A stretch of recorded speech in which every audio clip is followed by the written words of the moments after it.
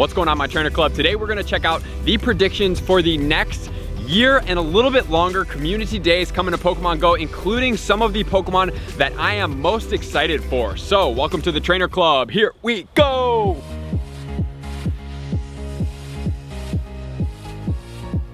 Welcome back, everybody. Let me know in the comments below if you have any predictions for what some of the upcoming community days are in Pokemon Go, because we have a lot that are coming up with Gen 5 coming out. We have some really exciting, cool looking Pokemon that could be pretty useful coming to community days very soon. I can't wait to get into this with you guys. So let me know in the comments below, and make sure to hit that sub button or share any of my videos in any platform that you guys please, to help as many trainers as we possibly can to be better trainers in Pokemon Go. Now let's get right into my predictions for the community days coming up. So I did want to give a shout out because Austin from my Instagram reached out to me and was like, hey man, what do you think? And I reviewed over his stuff with his behind the scenes things, and I really like what he has going on here. So big shout out to Austin on Instagram. Thank you for sending me the message and taking the time out to give me some of your insight for some of the community days that you think are coming to Pokemon Go. So we're gonna base a lot of this off some of his insights around what could be coming. So here we go, we're gonna get into it right now. What are the community days in Pokemon Go coming up through 2020? As we get into this, we want to notice the pattern that Austin has pointed out. So typically, external of a few, what it looks like is we go 3 starters, right? Every other month is going to be a starter, and then every other in-between month is going to be a rare 3 evolution part of that generation. Gen 1 and 2 were a little wonky based on how they started with Pikachu, right? It's kind of like 4 starters, it doesn't have a 2 evolution, and then they started kind of trying to meld it together, so it got a little bit jumbled up. So let's look at this current last generation, Generation 3, as we're getting into Gen 4. So we had Trico, Bagon, then we had Torchic, followed by the Slakoth, followed by the Mudkip, followed by the Ralts. So that is typically what we're gonna look at, right? And I think that going forward, this is gonna be it. Externally of Gen 1, like I said, because of the 4 starters, kind of got jumbled up because you had the Larvitar that kind of came from Gen 2, right? Which does leave out the Rhyhorn. I'm very curious to see how they're gonna do this. Are they saving it for Adventure Week next year or a rock event coming in the spring? I don't know, but it does have 3 evolutions, similar to the Swinub, similar to the Ralts with the Sinnoh Stone evolution. So I think that it could be coming soon, but I'm not entirely certain. So looking forward to Gen 4, right? We have Turtwig, so then we're gonna have to have a rare come in between. And what rares does that leave us? For the October community day, we either have Gible or Shinx. I would also put in there is we have the Trapinch that is left in this generation. This is what I'm thinking. We have the Turtwig. Then in October, I'm thinking that we have the Trapinch. After Trapinch, right, it's gonna go to November. Then we are going to look at the Chimchar, followed by the December, and I believe the December is always gonna be a wrap up. The one thing that we don't know, since we've only seen 1 wrap up to date, we don't know if it's gonna be all of the community days from the past or if it's just gonna be the past year. So is it gonna be 2019 only? Or is it gonna be 2018 and 19? Or is it gonna be only 2019, but then you can evolve all the 2018 ones for the movesets, but they won't spawn so that we can catch up on the 19 ones? We don't know all those details because this is, like I said, the first year where it's gonna be 2 years. So we'll really see what the plans are, and then that's gonna lay out for the future for the 2020, right? Because December 2020 is gonna be the same recap as the 2019, I believe. I don't think they're gonna change that. We just need to see, is it gonna be an accumulation or is it just gonna be the previous year, and then they're gonna leave those other guys extinct per se, and they're not really gonna get in there. So that's one of the biggest wrap up kind of questions that we still have, like I said right there. So then moving into the next year, right? If it follows suit and it's the Trapinch, right? They could do Shinx, but since Shinx has been in raids, right, it does have 3 evolutions. The shiny is already out, but it would be cool and it would be fun because a lot of people don't have the shiny, they haven't rated for the shiny, or they have rated and they don't. I think it is a pretty good potential, but we then have the Gible, right? We have the Gible as well. So if we're finishing off with the Chimchar, the January community day, we're then gonna go for the Piplup. So Piplup in January, which is a great time for that. And then we're moving into February, which then becomes the rare, which is going to be, I believe, Gible. I really believe that Gible is gonna be in there. The only thing I don't know is this Rhyhorn. Why is it sitting out? Rhyperior is a super decent Pokemon. He is in the top 3 ground attackers, and it has a 3 evolution, and you can use a Sinnoh Stone, so it could be something similar to the Swinub. After that, we're then gonna get into Gen 5 starters, right? And everybody's like, oh my gosh, they're not even out yet. I know, but this is what's gonna come in March, right? Because we have February that's gonna round that up. You may be able to do it with a Rhyhorn in March, but I don't think so. I think that's gonna be Snivy. Snivy's gonna be in March as the community day, which then could evolve into Serperior. And Serperior's stats don't look all that impressive right now. It's in the projected 2200s-ish, 2277 to be exact if you have 100%, but that's just kind of where it's sitting right now. It's kind of a mediocre one. Hopefully they'll bump it up a little bit so they'll increase its bandwidth and its ability to be used in the meta. Continuing onward with the trend that we are projecting from Gen 4, Gen 5 is going to follow suit, and there are 3 different types of Pokemon that Austin has pointed out, and I completely agree with him after looking through this entire generation, that are noteworthy, that have 3 evolutions that would get people excited to hunt for 3 hours for the shiny, which are going to be Timburr. We then have the Axew, and we have the Dino, right? And these guys, which we'll get into in a second, are going to be super, super awesome. They have some amazing evolutions that are pretty unique typings, and I think they are definitely noteworthy for each of them. So let's just say for the April, we will just project that it's gonna be Timburr. Timburr has the ability to evolve into Conkeldurr, which, if staying the same as what it is, it's gonna be a better fighting attacker than Machamp. And that's just what I say on paper, right? So being on paper doesn't mean it's 100% gonna translate, but as of right now, if it stays the same, it has a better attack than Machamp. It has a similar 1 point below defense, and its HP is sitting above. So if this stays consistent, which is one reason that I haven't really recommended it yet, because like I said, on paper, it can always change once into the game, it would then be the best fighting attacker in the game, which would be absolutely huge. Definitely something we would want to have a community day of, to max out for the candy, for the rares, for the shinies, for the luckies. That's definitely something we want to look out for, right? So let's go on to, then we have the May community day, which is going to be the fire Pokemon, which is going to be Tepig. Tepig can then evolve into Emboar.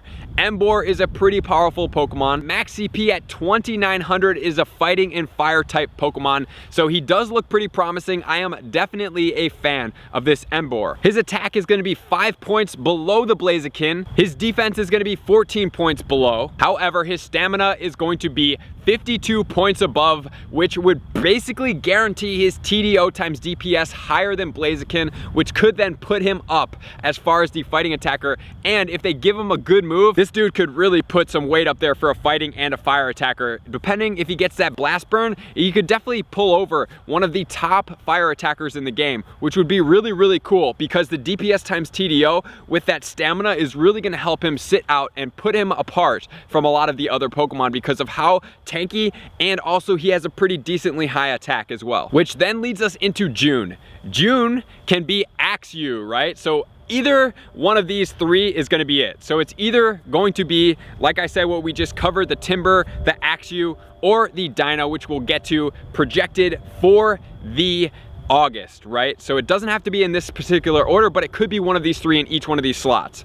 But we'll say for the June is going to be the Axew. Axew then goes to the Hoaxaurus, right? Hoaxaurus is a pure dragon type Pokemon, looks absolutely cool, and I think Axew may be one of my Pokemon that is my top favorite new Pokemon, right? He kind of looks like a combination between Gible and Larvitar. I absolutely love him. He's super cute, and the Hoaxaurus is going to be very, very effective. His max CP is 3593. His attack is going to be higher than the Salamence by 7 points. His defense is going to be higher by 4 points. However, his stamina is going to be quite a bit lower, 216 on the Salamence compared to 183 on the Hoaxaurus. So besides that, he's going to be a pretty attack heavy, a little bit glacier type Pokemon dragon compared to the Dragonite and the Salamence, but it's definitely a noteworthy Pokemon to stay out with for coming up, right? So then we're going to move on to July. July is going to be Oshawott. Oshawott is the super cute water starter from Gen 5. So with the Oshawott, it's going to evolve into the Samurott. Samurott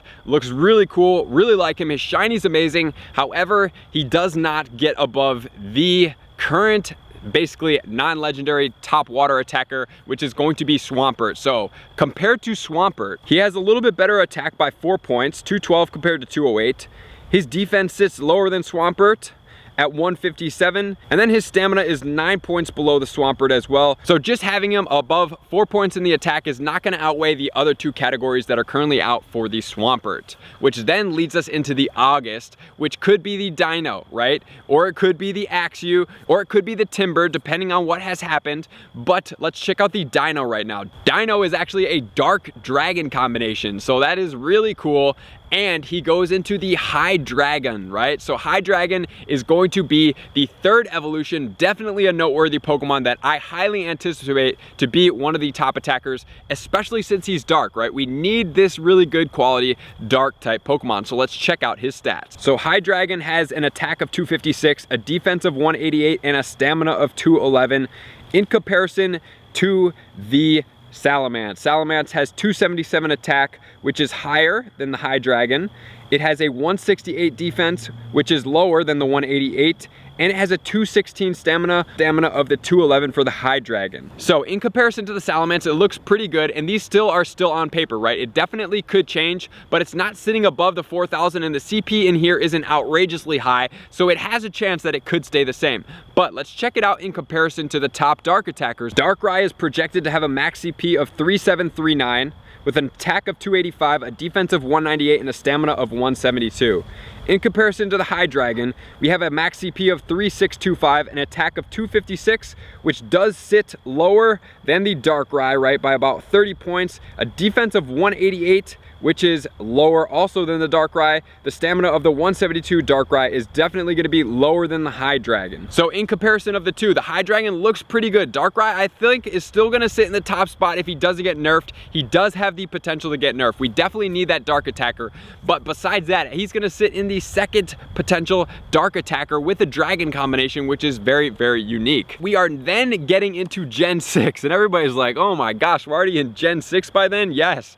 In September, we would be in Gen 6. It would be Chespin, which is a super cute grass Gen 6 starter, which is absolutely crazy to think about. And then followed that, September to the October, we're looking at either Goomy or the Honedge, which is absolutely crazy to think about. Both of these guys are pretty unique Pokemon. Goomy is a pure dragon type Pokemon that goes into Goodra, right? So 3505.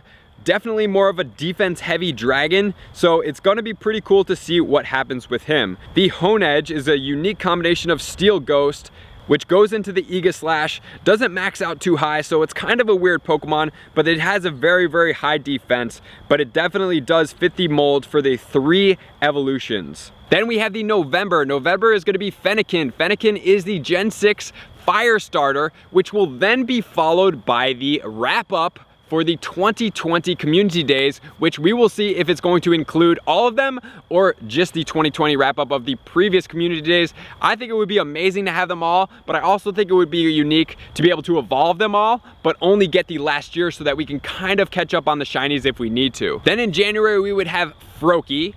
In February, we would have one of the other two, which is going to be the Goomy or the Honedge. And then March, we would have the Rowlet, which is going to be a grass flying, right? So that is where we're sitting at, guys. Let me know in the comments below, what do you think about this? How do you feel? Where do you think that the Rhyhorn's gonna sit in and everything else like that? So I'm super curious. And then don't forget, there's also the possibility that we could have some type of field research day like we did previously. So let me know in the comments below what you guys are thinking, where you guys are sitting, what you guys think of this lineup.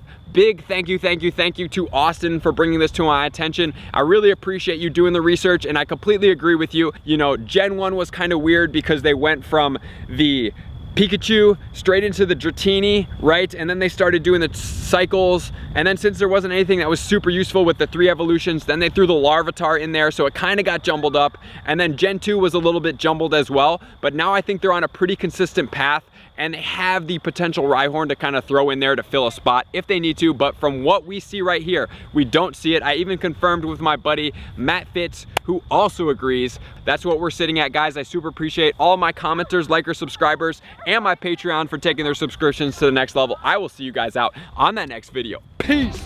I just want to take a moment and sincerely thank all of my Patreon members, everybody that has taken their subscription to the next level and chosen to support me on this platform. I greatly appreciate you guys. As a growing channel and really trying to grow and improve as much as I possibly can, I really appreciate the extra support. You guys mean the absolute world to me. I cannot wait to connect with you soon, and I appreciate you guys all for being a part of the Trainer Club. I will see you guys out on the next video.